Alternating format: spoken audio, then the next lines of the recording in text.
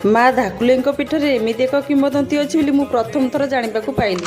Hi everyone, नमस्कार। मु अर्चना स्वागत करुच्ची मोर आउ एक मिनी ब्लॉग। देखु देखु 2026 रो चैत पुनी सरी गला आ ओडिशा फेमस प्रतापनगर धाकुली यात्रा भी शेष होई गला। मु गत वर्ष जाई नथिली बोली मो मनटा बहुत दुख थिला, तो ए वर्ष स्थिर करथिली जहा भी ले जीबी काम थाउ पछे काम बंद करिकि जीबी। मनीष परिश्रम करी पैसा तो कमाई दबो हेले खुशीटा किनि परिबोनी। धाकुली यात्रा जेहेतु मते बहुत पसंद सेति लागि मु बहुत एक्साइटमेंट सेति लागि मु मोर काम सब कैंसिल कर दिले आ पूरा टीम टा में बाहरी पड़ली। मांकर महोत्सव आरंभ होला दिन तो वर्षा होउची हेले गतकाली वर्षा है कि इवनिंग रे छाड़ी दिथिला आ पागटा बहुत बढ़िया है, किंतु मते लागिला वर्षा पई का शेष दिनटा टिके गहଳି कम थिला। आमे मंदिर रे पहुंचिला बेलकु मांकर संध्या आरती चली एते गहଳି रे मां को तो दर्शन करि हेलेनी, हेले सेठी आमे किछि समय पे छिड़ा ही प्रथम थर पई सेठ देखली जने पुरुषଙ୍କ शरीर रे मां प्रवेश करि। सेही स्थानीय दुकानी को जने पचारि बुझिबारु से कहिले जे प्रति वर्ष मां शेष दिन रे जने पुरुषଙ୍କ शरीर रे एम्ति प्रवेश करंती। मु प्रथम थर पई मांकर एम्ति अलौकिक घटना देखि पूरा आश्चर्य हो गया। आपण